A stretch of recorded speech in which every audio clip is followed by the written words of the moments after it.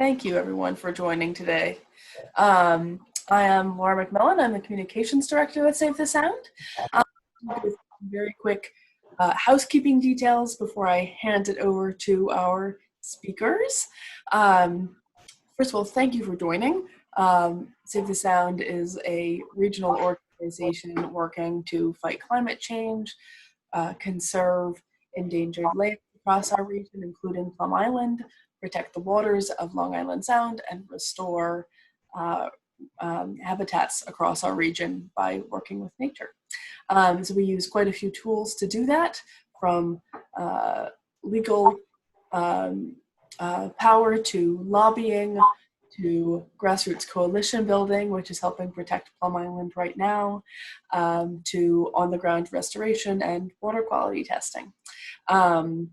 A couple quick things here. Karina, could you mute anyone who's not currently muted? Thank you. Yeah, I'm going through now. Okay. It's not. Thank you. As we go through, if you have we'll be saving most questions until the end of the presentation. If you do have questions that arise in the meantime, please feel free to go ahead and put those in the chat. You will see at the probably bottom of your screen, there's a little chat button. You can open that up and you can send a chat either just to me by selecting Laura McMillan from the drop down, or to everyone if you'd like to share the question with everyone. You can also use the raise your hand function towards the end once we have open question time, and I will see that and can call on you and unmute you. If there's anything else? Karina, have I forgotten any housekeeping details we need to touch on? I think we're all set. All right, well, I am very happy then to introduce to you Chris Kreider, who is our land campaign director and has been running the campaign to save Plum Island for several years now. All right, Chris, take it away. Okay, thank you. And again, good afternoon, everyone, to Save the Sound's ongoing webinar series. And as Laura mentioned, I'm the land campaign manager for Save the Sound, and we coordinate the Preserve Plum Island Coalition. I'll be emceeing today's webinar about the new book that's just been released, Scandal on Plum Island, A Commander Becomes the Accused. And now I'm honored to introduce the author, Marian Lindberg, colleague of mine on the coalition. Say hi, Marian. Marian joins us from Long Island. She's a writer, an attorney, and is the Conservation and Communication Specialist at the Nature Conservancy, Long Island Chapter. Thanks for joining us today, Marian. Thank you, Chris. To kick things off, I have just a few questions for you, all right? Does that sound okay? That sounds okay. All right, so Marian, why are we talking about the history of Plum Island today when normally we are so focused on the environmental treasures of Plum Island? Great question, Chris. And first, I want to thank everyone for joining, and thank you, Chris, and your colleagues, Leah and Louise and Laura and Karina, for all the work that you do. Many of you on this webinar are supporters of Save the Sound, and you're supporting a great organization. These are smart, passionate, hardworking people, and I'm honored that you invited me to do this presentation. We've all been working very hard to save Plum Island, and I'm segueing now to answer your question. If birds and fish were enough, we'd have a very different world. You know, the reason that we are talking about history is that we have a tough challenge, which is we have to overturn an act of Congress. Back in 2008, quietly, without even telling the Fish and Wildlife Service, Congress passed a measure requiring the sale of Plum Island when the Plum Island Animal Disease Laboratory moves to Kansas in 2023. Ordinarily, surplus federal property would be subject to a series of discussions, including offering it to the state for possible transfer, but that didn't happen. hasn't happened. We want it to happen, and we will make it happen. But right now, it hasn't happened. So we've got to overturn an act of Congress. We've been working in Washington, in New York State, and locally. The first thing we did was we hired a lot of people who are experts to examine and validate the incredible biodiversity of the island, because we thought, well, the people who were driving this law, maybe they didn't know how amazing Plum Island is. But after about 6 or 7 years of that, we realized we have to broaden the reasons why it's absolutely essential that Plum Island be protected. And that includes incredible history, going back to Native American times, but more recently, and what's evident from the eye, is the military use of Plum Island and the remains of Fort Cherry. So that's why we started to think about how could we learn more about the history and use that in our campaign. Thanks, Marian. So moving on, how did you first hear about the Major Benjamin Koehler story? How did you get to know about it? So Major Benjamin Koehler is the subject of my book. He is the commander who became the accused. And I had a book come out in 2015. By the end of that year, I was open to a new topic. And I kind of feel as though Major Keeler found me rather than I found him. I was working with a colleague, Randy Parsons. We were planning for a meeting. I'd been talking to him about how can we find out more about the history of Fort Cherry and use that.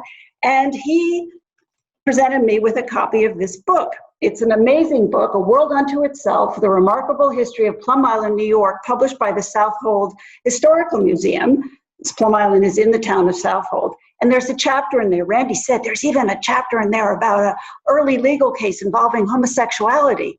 So I went home that night and read that chapter and was instantly intrigued. Excellent. So why did you choose to write this particular book? Well, yeah, it's, you don't always know that question right away. You just know you're intrigued.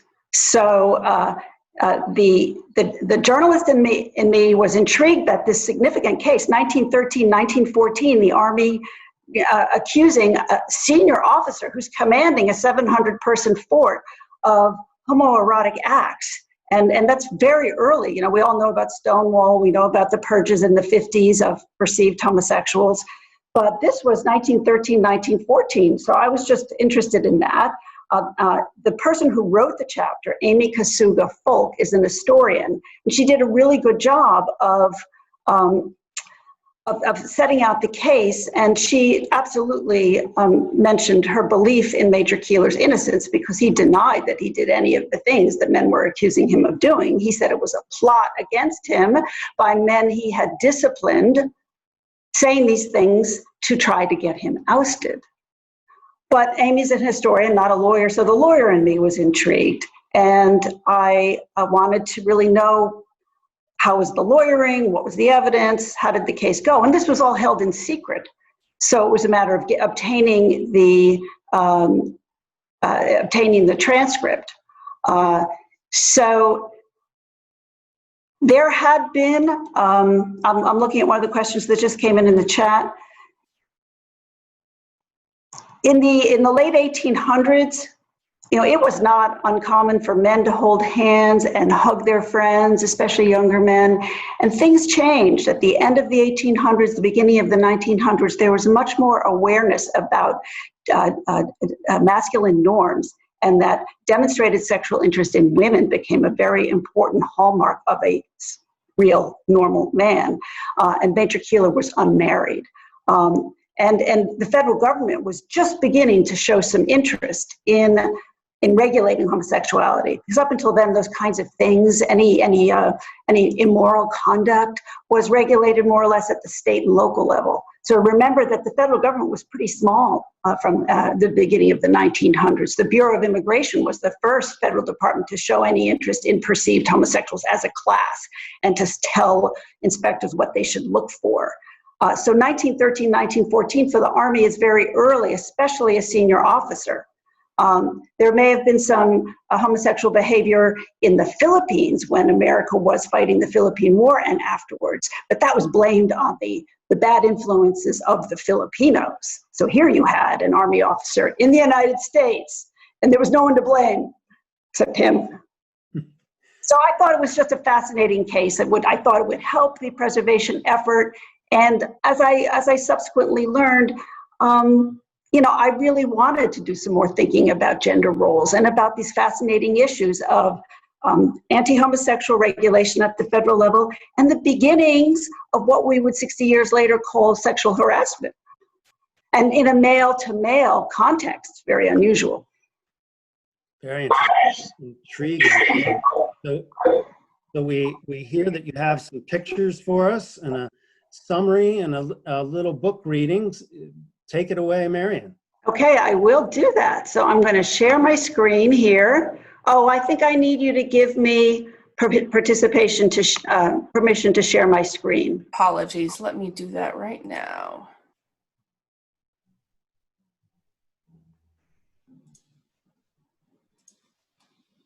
Okay. All right, Marian, you should now be able to give it a try. Yes.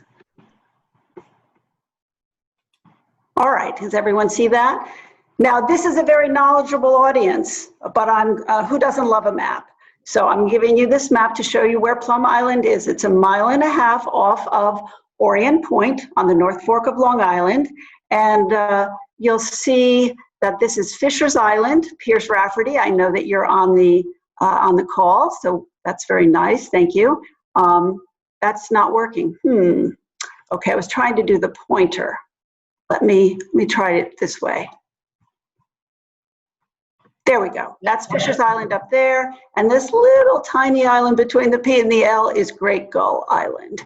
And if they look like they're in a straight line, they are. That's Plum Island in the back, Great Gull in the middle, and Little Gull, now privately owned by a lighthouse buff, in the foreground.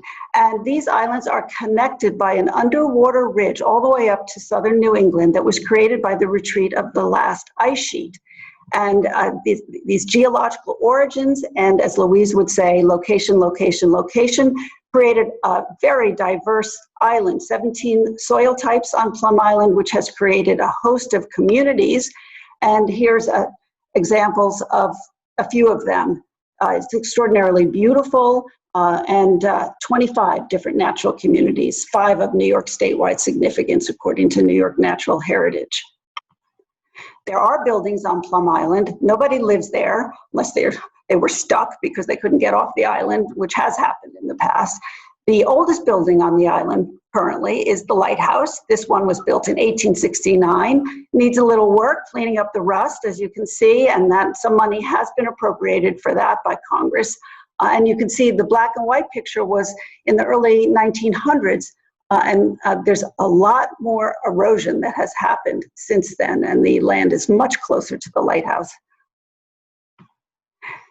The newest building on Plum Island is the Animal Disease Center. This complex was built over the course of a couple of decades, and it's where scientists with the Department of Agriculture, and now operationally managed by the Department of Homeland Security since 9/11, study foot and mouth disease, which could decimate the nation's meat supply. Some of you may recall that in Great Britain, there was an outbreak of that in 2001. Some 6 million cattle and sheep had to be killed, a terrible economic impact, not to mention on the animals.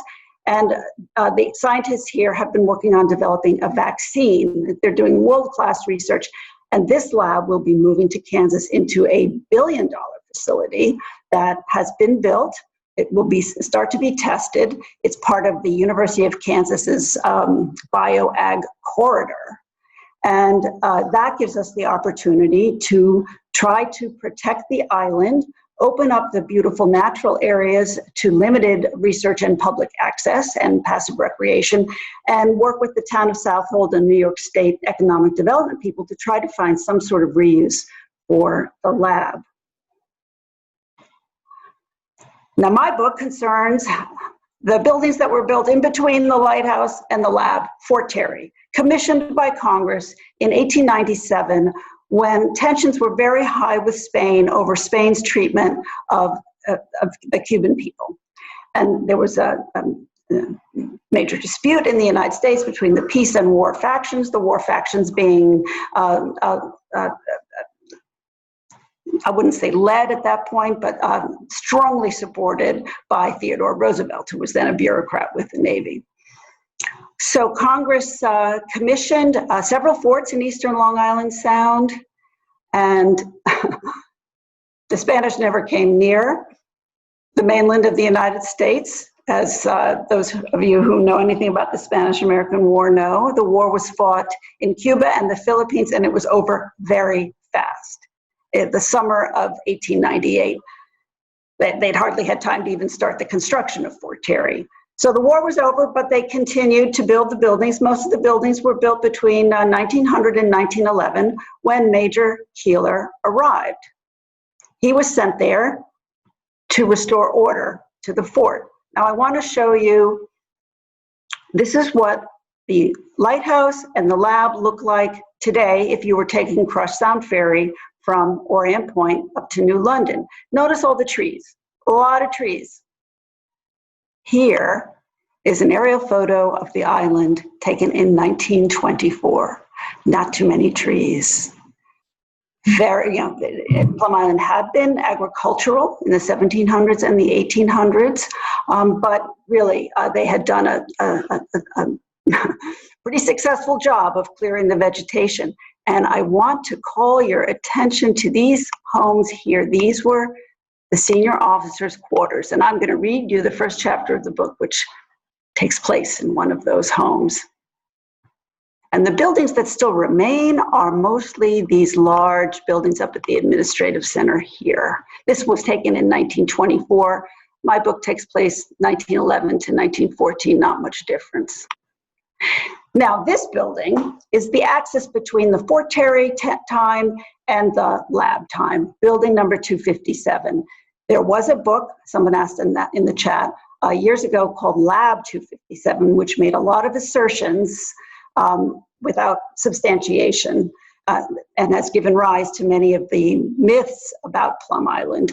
This was actually built in 1911 as the torpedo and mine storage facility, because a lot of what they did at these coast defense forts was submarine mining. A mine and a torpedo were considered synonymous at that time. They had done harbor mining in Cuba, and then they did it on the shore of the United States. You can see in this building that this cattle chute, looks like a handicapped accessible ramp, was added on to the building because after the Army closed down the fort in the late 40s after World War II and turned the building over to the Army Chemical Corps for research, this is where the research began.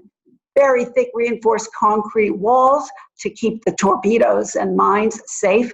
So they spent a lot of money to refurbish this building as a laboratory. There's a chilling article. A reporter got to visit the refurbished lab in 1954 when it was just about to be opened by the Department of Agriculture. He said, "No animal that comes to the lab will ever leave again except as incinerated dust." Now here's an area which will show you everything we've just talked about. We'll start in order. There's the marsh, the freshwater marsh I showed you. This tiny building down here is the lighthouse, very close to the shore. Here's the lab complex. The Fort Terry buildings that remain, all those other buildings that I pointed out have been removed or destroyed. A lot of the gun batteries were up here at East Point. And then there's another gun battery down here. And this is building 257, far away from where the quarters were in the administrative buildings. Here's the 257 again. The building indicates more than any other surviving structure the scope of Fort Terry's intended submarine mining operations. And as I said, also some of the stories, such as the story that Lyme disease was created here by ex-Nazi scientists.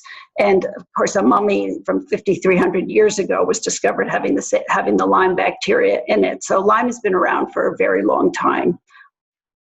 I like these two buildings, these two pictures, because they show then and now, same building, and also how young the soldier looks. So in the summer, soldiers would come from many forts all the way from the Bronx and Brooklyn and set up tents on the parade ground and do some drills. And it's just interesting to see that the erosion, the dune is now more or less where these soldiers are standing. This is one of the barracks that still remains. These were the barracks when newly built. This was the fort in its heyday. This is the bustling operation that Major Keeler was dispatched to head in 1911. He was born in 1872 in Galena, Illinois, Ulysses S. Grant's hometown, and moved with his family to western Iowa when he was a child. Grew up in an odd town in western Iowa called Lamar's, where British aristocrats ran the town. So he had some rather refined manners and tastes, which put him a little out of sync with some of the younger, more muscular and physical young men who were subordinate to him and who were able to use Major Keeler's differences and his unmarried status against him to make their charges seem plausible. Major Keeler was a very fair man. He was one of 11 children to a pioneer family, well-educated. Susan B. Anthony was a relative by marriage. And there were 9 boys, 2 girls. 8 of the 9 men were married and had families, and 5 of them were successful businessmen in Nebraska. But Major Keeler wanted to follow his older brother, Lewis, into the Army. He thought that was a more principled profession than being in business. So he had very high-minded ideals when he went into the Army. Here he is on the left. This is Ben as a West Point cadet. Here he is gaunt in the Philippines. Here he is with his 2 brothers. And I guess you can't see him under, if you have your gallery view, under this picture here, maybe you can. This is his sister, Sophia, who came to live with him at Fort Terry, educated, independent, also unmarried. And some of her letters provided real insight into his emotional state, their lives at Fort Terry, and a key to how the plot came together. Now, I want to say in the book, I've presented the evidence in a more neutral way than I'm saying it now, because I want people to read the material for themselves. Nelson DeMille said it reads like a legal thriller, which I was very happy to get that comment. So I've tried to present it in an even-handed way. Here is Plum Island in winter. The guardhouse still stands. And some of us think that it might be an ideal location for a small dorm, be refurbished into a small dorm. We've had academics express a lot of interest in being able to study the wildlife, and the ecological communities on Plum Island. The facade here is still fairly intact, and it was used by the lab for a library until the early 1990s, so it's had some attention. There's also one of the stories that was made up about Major Keeler, made up in my view, is that when he released a private from the guardhouse after the officer who put him there failed to file charges, and then continued to show some fairness toward this particular private, the insinuation was that a sexual relationship had to be the reason why an officer would be so fair to an enlisted man. And there was a lot of innuendo involved in the case. Even though we don't know much about it today, it's not well known, it was a major sensation back in 1913, 1914. Papers from around the country covered it, and they were relying just on what people told them because the trial was secret, and oftentimes they got it wrong. This is Major Keeler in the back here. This is his lawyer from Boston, and one of his supporters, a lieutenant. This is the man who you're going to hear about, Philip Worcester, the chapter I'm going to read. And there are two houses here.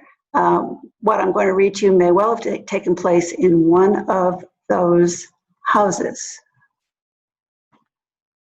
Okay. How are we doing on time? It's all right.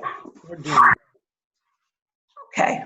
A little later than we expected, but I'll try to read fast. I want to leave time for questions.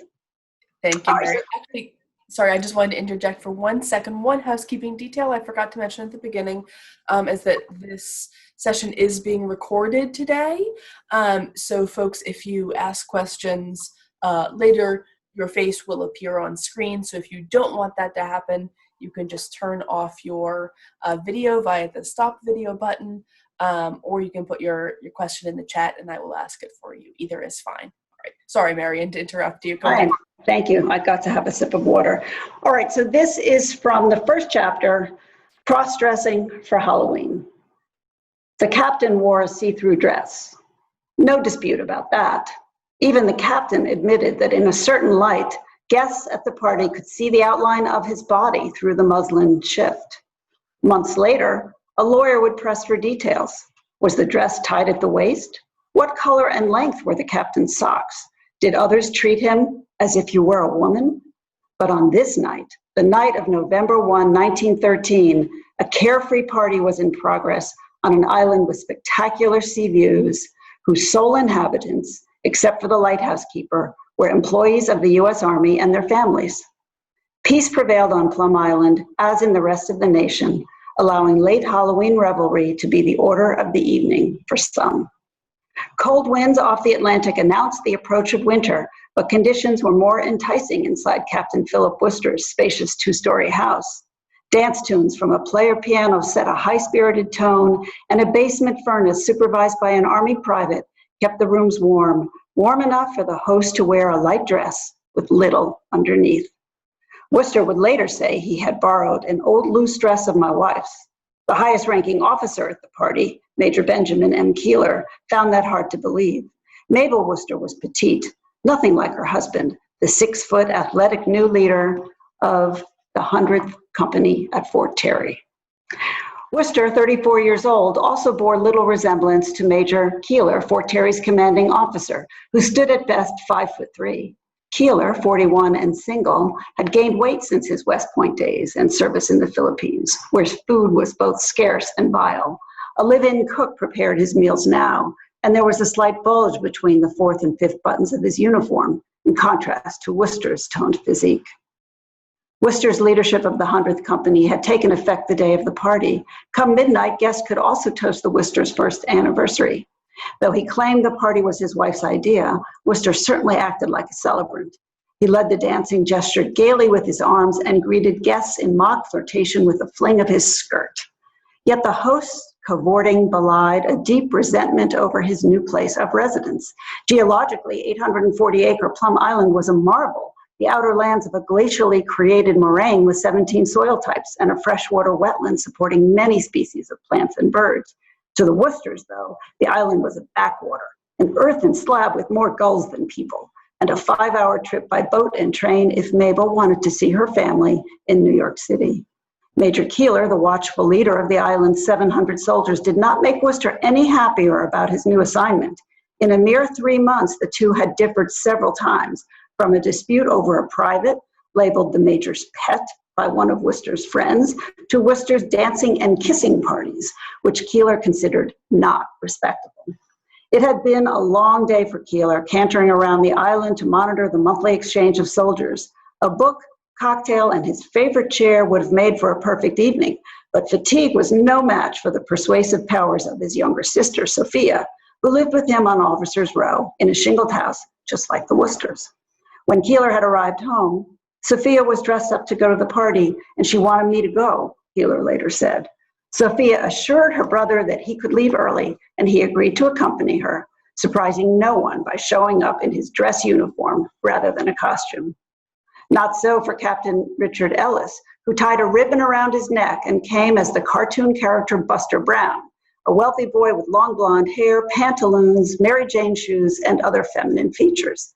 Lieutenant John Smith also cross-dressed for the occasion, but Worcester went the furthest. In addition to the diaphanous dress, he wore a bonnet pinned with a fake braid of hair, and he periodically raised his hands to his face, curtsied, and affected shyness, supposedly imitating the behavior of a country girl, in his words. Worcester's manner of feigning a country girl disgusted several women present, including Sophia, especially when she saw the sheerness of the dress in the bright light of the basement, where a dinner of ham, peas, and beans was served. Sophia called it indecent. Guests descended to the basement by means of a cobweb game. As Keeler described it, each person was given a piece of ribbon or string, and we were told to follow that out and see what was the end of it, and these strings went into different rooms and up the stairs and circulated around and finally led to the basement, where we had supper. The dancing was another strike against Worcester, who had a very peculiar way of holding one in the first place, and then he sort of wiggled, according to Sophia, who found it not at all pleasant to dance with him. It was vulgar. At one point, Worcester danced the Highland Fling, a Scottish reel that originated to mark battle victories and later came to serve as a test of men's stamina. While the performance of a dance signifying masculine strength by a man dressed as a woman may have seemed like a parody, the scene was more like a warning, for Worcester would soon be claiming that one of the men at the party deserved to be thrown out of the army and imprisoned as a traitor to his gender. Then Keeler did not dance at the party, neither the fling nor the turkey trot, and certainly not the hoochie coochie, a Middle Eastern import that Worcester demonstrated by gyrating his hips in imitation of the belly dance made famous by Farida Mazar, a star of the Chicago World's Fair known as Little Egypt. Keeler said he left the party to walk home around 10 o'clock. He'd had enough of Worcester's brand of merriment. According to Keeler, as he walked toward the smoking room after dinner, Worcester was jumping along toward me with his hands up to his face, sticking his stomach out. I said, "Worcester, suck up your stomach. It looks as if you were in a family way," Keeler recalled. He said he told Worcester, "You have not enough clothes," and said he struck him in the stomach with his thumb to make his point. In a few weeks, Worcester would paint a very different picture of what had happened in the basement between the two men. He would make the long trip to New York City, not to visit his in-laws, but to meet with leaders of the Army's Eastern Department on Governor's Island. Sitting in a neo-Gothic brick building designed to exalt order and discipline, Worcester would tell of scandalous behavior at his party, but having nothing to do with his dress, his dancing, or any kissing. Rather, Worcester would say, it was when his commanding officer grabbed him by the testicles. Not once, but twice. So that's the end of the first chapter. A little bit of a twist, because you really expect that Captain Worcester is the one that's been violating norms, and in fact, he's the one who goes to Governor's Island to point the finger at Keeler. And so the book goes then back in time to learn a little bit more about Keeler and history, and the social context in terms of changing standards of masculinity, in part in pushback to the success of the women's movement at the end of the 1800s, brought about in part too by the victory against Spain, which really helped support the notion of strength in American men as being really important for their manliness and for the strength of the nation. So it goes back in time and then follows Keeler a little bit in his career, and then touches down in many places, and then we get to Plum Island, and the book continues. So I guess that's what I'll say for now. I don't want to do all the talking. Like to hear if there are any questions or. Yeah, we'll move into a Q&A session now, and we'll take both questions about Marian's book and or the effort to preserve Plum Island. Laura, you might want to remind folks about how you wish to proceed with the Q&A. Sure. Yeah, folks, if you can use the raise your hand function, that's great. And I can then, Karina, I can then unmute you. If you cannot find that, you can either physically raise and wave your hand. I'll switch over to gallery view so I can spot you do that. Or you can type a question into the chat. We do have a couple of questions in the chat already. Thank you, Michael. One was, and maybe this may be a question part for Chris. Could you say a little bit more about why the Plum Island Disease Center is moving to Kansas? Marian gave us the overview, but I think it might interest folks to hear a little bit more about the lab and what can and can't be done on Plum Island versus in Kansas. Sure. So in Kansas right now, the new lab called the National Bio and Agro Defense Facility is under construction. It's expected to finish up next year, actually. And then the Plum Island Animal Disease Center is to close by 2023 and move its operations to Kansas. And so the United States government, going as far back as the late 1990s, wanted to have a state-of-the-art facility. And Plum Island's infrastructure, although much of it is good, some of it is aging.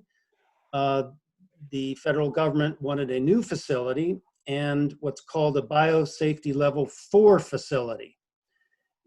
At Plum Island, the facility is a biosafety level 3 facility, in which today it can only study diseases which transfer from animal to animal, not animal to man. And that would be allowed in the lab in Kansas. And they would also be studying pathogens that could potentially be used from animal to man as a biowarfare agent. And so that's what's happening. And we are now trying to preserve Plum Island and to reuse the Plum Island Animal Disease Center, because much of the infrastructure is good, hopefully as a research function. And our effort is now into its 10th year of trying to save Plum Island. And we only have a few years left. We're making progress, and I won't go into it into more detail right now, and you'll be able to ask questions of us later too. Thank you, Chris. We have a question from Louis Kleinman. Let me just unmute you here, Louis. There you go. You are unmuted, and you can go ahead when you are ready. Yeah, my question basically is about the topography itself. After all, a barrier island is called a barrier island, as Plum Island is, because it protects the mainland from heavy weather, heavy seas. Now, since Plum Island's highest point is about 30 feet above sea level, what is being done to protect the island, say, 40 years from now, when we're going to have a substantial rise in sea level? Well, you're right. Sea level is going to, we've done the maps, and the bottom quadrant, sort of where building 257 is going to be submerged through a sea level rise and storm surge by 2080. But the island is very vulnerable to sea level rise, which is one reason why it should not be developed. I don't really think that people have focused on what protection, if any, it offers to the mainland. it is off the point. The federal government has done what they need to do to maintain their operations there. They've done very little to stabilize the buildings. I meant to zoom in on one of the pictures I showed you of the barrier island, as Chris did in a filing we made, to show you that there's a plant growing out of the roof. There's a giant hole in the roof. And, they're not stabilizing the buildings there, the historic buildings. They haven't perfected their application to list them on the National Register of Historic Places as they said they would. So they are not investing in money in protecting the island because it might give some protection to the mainland. That is just not something they're spending money on. Which raises the secondary question then, why should we be putting public funds into a place where it probably will be mostly submerged in the next 30, 40 years? Well, it won't be mostly submerged. There's about a quarter of the island that by 2080 will be subject to flooding due to sea level rise and storm surge. So that's episodic storm surge. That's not continual. So that's only about a quarter, and that's 60 years away. So the island would be an amazing place for people to visit. The views are 360-degree water views are incredible. There's so much history. People can learn a lot, not only about military history, but about the history of the nation. Plum Island played an interesting role in both the Revolutionary War and the War of 1812. It's a place for researchers. We have academics that are quite excited about the opportunity to bring students and stay overnight and do research. On the west side, the Lighthouse and the Animal Disease Center are both offer potential. The people have talked about possibly turning the Lighthouse into a bed and breakfast, which could be an exciting destination for people. Some of you could maybe go and stay out there someday, and also help bring some money in. So I think that to say that the island is going to be submerged in 35 to 40 years, there's just not evidence of that. It's as I said, about a quarter, and it's episodic. Thank you. You wouldn't want houses to be there. You wouldn't want people to be living there and dependent on somehow relieving the flooding. A park is exactly the kind of place you want to see, where if there's a terrible storm, then people just don't go that day. We have a sort of related question in the chat from Robert. Do we know how much the U.S. government has invested in the island since taking it over? Which I assume since it was first being used for Army purposes. Yeah, I mean, they bought the first part in 1897 and then the second part in around 1900. No, I have no idea how much they've invested. Absolutely not. We have had the island appraised recently. It was just finished in September of 2019 of the market value. But that's not answering your question. It's much less than the federal government thought it would fetch when they decided to put it on the market. But no, I mean, yes, it's public money that has been spent there, and if that's your point, that we should build on the investment of public money so that it's a resource that the public can enjoy. I'm with you. And a related question there, since it is publicly owned in some ways. Kathy has a question: are folks able to visit the island now, and also what research is being done there? So I want to Chris, yeah. Maybe we won't be. I know Chris is, and maybe Marian, you too, have certainly tried to organize some public access trips over the last few years, but that's become increasingly difficult. So maybe you can explain. Yeah, there was an opening for a couple of years. The man who was the director of operations, he thought to counter the stories that were being spread about Plum Island. It would be good to have members of the community come over with groups, with nonprofits, and see the island and hear about the research. And Save the Sound organized several trips. The Nature Conservancy organized a couple of trips. I was fortunate to go in October of 2017. That's when I took some of those photos. But then things changed, and the Department of Homeland Security put the kibosh on visits in April of 2018, so the public cannot go. And even some research that we were doing jointly with the people who run the lab, some archaeological flyover research was terminated. And the research that's going on there now is still the foot and mouth disease. Working on the vaccine. As far as I know, Chris, do you know of any more research that's being done? They do research on other diseases besides foot and mouth, but that's their main focus is on foot and mouth, and they did create one of the first vaccines for a very virulent form of foot and mouth there on the island.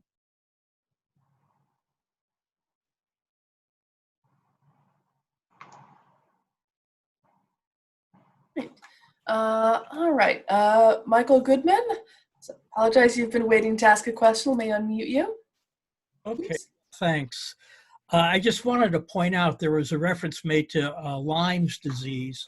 So I think it's interesting to note that Old Lyme, Connecticut, which is just across the Sound, is the place from which Lyme's disease takes its name. I also had a question about what you said about Lamar's, Iowa. How did some British aristocrats become interested in such a small and remote place? And also on that subject, I thought it would be interesting to point out that that's where some of the farm rebellions took place during the Depression, milk dumping and obstructing of fork closures and things like that. Thanks. Yeah, fascinating. Lamar's is a book in and of itself, and there is a book called Prairie Fever that was written by a Brit about that. What happened was a British Cambridge University graduate came over to Roe in the 1876 centennial in Philadelphia, and after that, he was taken west and shown the beautiful farmland in western Iowa, which was undervalued because there had been grasshopper plagues. And he thought this would be amazing. Now, because of the British rules of succession, if you're not the firstborn in the aristocracy, at those days you were out of luck. So he had 4 brothers. They were very well connected. They went back to England, and they created a company that bought thousands of acres of Iowa farmland, and then brought the second, third, and fourth born sons over, and they lived like lords for a pittance. And they mimicked their home society. They served British beer on tap. They had British kinds of clubs, and it was the largest British colony in the United States. It really was in its heyday for about 15 years. They played polo. Ben Keeler grew up playing cricket, not baseball, at a time when baseball was considered, the American thing to do. And and that's one of the reasons why his sister was very independent, because girls were given the same kind of education. They were expected to be athletic, and that was unusual for women at the time. So I only have actually a few pages about Lamar's, but it is I'm so glad you picked up on that, because it's just, this research took me down so many paths. There were so many fascinating tangents, which is why it took 4 years. And that was one of them.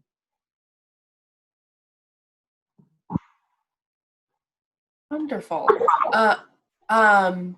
Just a great question from Katrina, asking, Marian, if you could sort of contextualize the discrimination around homosexuality at that time in the U.S. military. Was there some sort of larger, and you've talked a little bit about this with sort of social gender roles, was there some historical development or pivotal point that seems to have really made that a hot button issue at the time? It's a good question, and the book does rely on a lot of academic work. Many forces were coming together. it sort of caught the military by surprise, this particular case. I mean, there had been instances there was one in the paper of a Navy man who was caught in a hotel with another Navy man. That was the clear sort of thing where, okay, you have to resign. We got the goods on you. But where a man is saying, no, I didn't do these things. And there was no allegations of any completed sex acts. It was gropings and lewd talk. From putting his fingers down somebody's back to supposedly telling a sergeant you should cut the women out entirely. So there were no laws against homosexuality in the military. The military articles of war were used for his case, and that was the old conduct unbecoming an officer and a gentleman. And then in violation of good discipline. So it was more a reflection of the growing visibility of some gay subcultures in the major cities, especially in New York, the so-called fairies, who were men who acted in effeminate ways and were fairly flamboyant about it. They were very public in New York, and they were beginning to get noticed. In fact, slumming, the word derived from uptown people who would go downtown to watch the fairies, who were either in clubs or on the street, as entertainment. But it varied by class and place, but it was beginning to be noticed just generally in the early 1900s. And men were becoming more aware that anatomy wasn't sufficient to show you were a man. You had to show it in other ways, through being married or demonstrable interest in women, and therefore they started policing other men.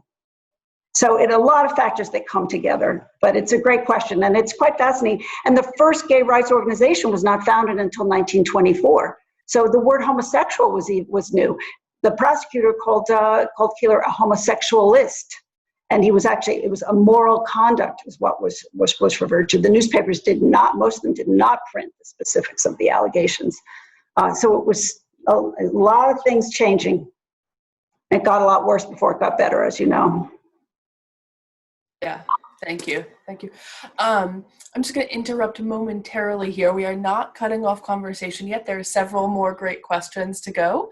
But as we are approaching 1 o'clock, I just want to do some quick thank yous and housekeeping before we start losing people, and then we will get right back into those questions. First of all, thank you everybody for joining. Really glad to have you here today. I think you could take some time away from your lunch hour or your work day or whatever else you've got going on right now. This session, as I mentioned, is being recorded. So if there are folks who are not joining today, but you think would be interested, or if you'd like to rewatch it later yourself, we will both be posting the recording on our YouTube and Facebook pages. And we will also be sending out a follow-up email to everyone who's registered with the link to that video so you can watch it, as well as information about Marian's book and where you can get it. So you can also share that with friends who may be interested. The short answer there, I believe, is you can buy it at your local bookstore, which we certainly encourage. Supporting local businesses, especially right now. It is also available on Amazon and on a, new online resource called Bookshop, which is a great alternative to Amazon as well, and I believe provides a discount. So also just thank you all for, on behalf of both Save the Sound and Marian personally probably, and our partners on the Plum Island Coalition, for your interest in this issue. If you would like to follow the Plum Island news and how to preserve it in more detail, you can go to preserveplumisland.org. That is the coalition website. And you can also, at savethesound.org, sign up for an email list where we send out a regular, about quarterly newsletter about Plum Island news. We certainly encourage you to do that. We also, if you would like to get involved with Save the Sound in other ways, we would love to have you. Our memberships are just $25 a year, and that gives you access to a wonderful print newsletter that we have just revamped that gives news on all our projects, including Plum Island, as well as event invitations that are exclusive to you. So we would love to have you. And we will go right back into questions here. I saw that, let's see, Pierce Rafferty, let me unmute you here. And if you are ready to ask your question, go ahead. Yeah, I've never seen anything in any of the proposals projecting out into the future about taking over the Orient Point facility for transportation. Has Save the Sound and have other groups thought about how they're going to get people back and forth? Or would you imagine taking over that facility? I presume it would be part of the package, but running Yes. a ferry is different from taking over a ferry. Chris, you want to answer that? Go ahead. Go ahead. Yes, that is part of the federal holdings, includes the 9-acre parcel on Orient Point where the staff that commutes from Long Island currently takes the ferry to Plum Island, and that is part of what's up for sale. And you're right, it's integral to the operation of the island for any research purpose or for day tripping. And it would be part, I mean, our hope is that New York State will acquire the island, and that they would also acquire that parcel. Okay. And it has been also appraised as part of the whole appraisal of the island. So it's very much, yes, part and parcel of what should be preserved. And I should mention, Pierce runs the museum on Fisher's Island, where there was also a fort, and the ferry, in fact, Ben Keeler was arrested on Fisher's Island when he was returning completely blindsided. He was returning from a visit with his brother in New York City, and the way in which people traveled to Plum Island then was via Connecticut, not Long Island. He took the train to New London, and then he got on the steamer, and the steamer to Plum Island stopped at Fisher's Island.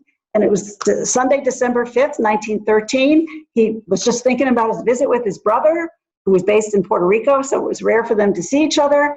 And he was asked to get off the boat at Fort Wright on Fisher's Island and arrested. And when he said, well, what did I do? The inspector said, immoral conduct. Wouldn't tell him anything more. And one of his good friends was running the fort at Fisher's Island at the same time. So he wound up sort of taking over Fort Terry for a short time. From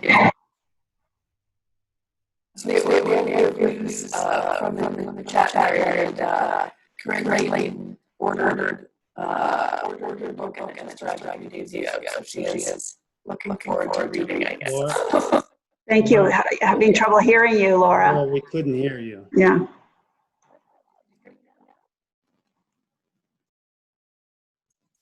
Let's try that one more time. I did see one question that came in that I want to answer, which was, what was the most surprising discovery? And there were two. One is the context and one is the story. Theodore Roosevelt, he's a hero of conservationists, but I see him in a very different light as a result of the research I did. He was a real hawk, and he it was one of the books I read was called Brutes in Suits, and the author, historian, says no man personified the hyper-aggressive standards of masculinity that came in after the Spanish-American War more than Theodore Roosevelt. So that was surprising in a contextual standpoint. And they deal with that a little, and then he does play a role in the actual case. And then the other thing is I was able to document the creation of fake evidence against Ben Keeler, and that was an exciting moment by research at the National Archives and through the Texas Archives. And that's dealt with in one of the chapters. So that was, for an ex-journalist, that was pretty amazing to document that. I'll take a stab at Bill Neal's question. He asks, have any of the scientists talked about moving to Kansas, where the teaching of creationism is required? To my knowledge, the last I heard, out of the 400 employees that work at Plum Island Animal Disease Center today, there are only about 33 folks who are planning to move to Kansas. Most do not wish to go there. And so we hope to, we've been going through for the last 2 years a process called Envision Plum Island, where we're putting together a plan for the future of Plum Island. And we're hoping that there will be still good jobs on the island because they're needed both in Connecticut and on Long Island. And so we're hoping to do that.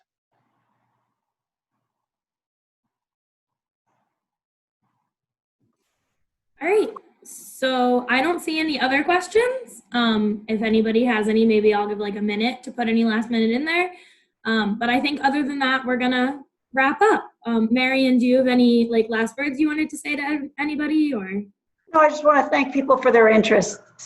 Plum Island is indeed a fascinating place, and we hope that you'll stay interested. Awesome. So yeah, we're gonna wrap up. I'm gonna try to share my screen if people can see this, just to show you guys. We already talked about where you could buy the book, just so you know, Bookshop or Amazon. And then this is probably the more important screen. It has the Preserve Plum Island website, as well as contact information for the 2 people at Save the Sound that are really working to preserve Plum Island, and Marian as well. So if you have any questions aside from this, please feel free to reach out to them. And thank you for joining us. I hope you all have a great day. Thank you so much. Thank you, everyone. Bye, everyone.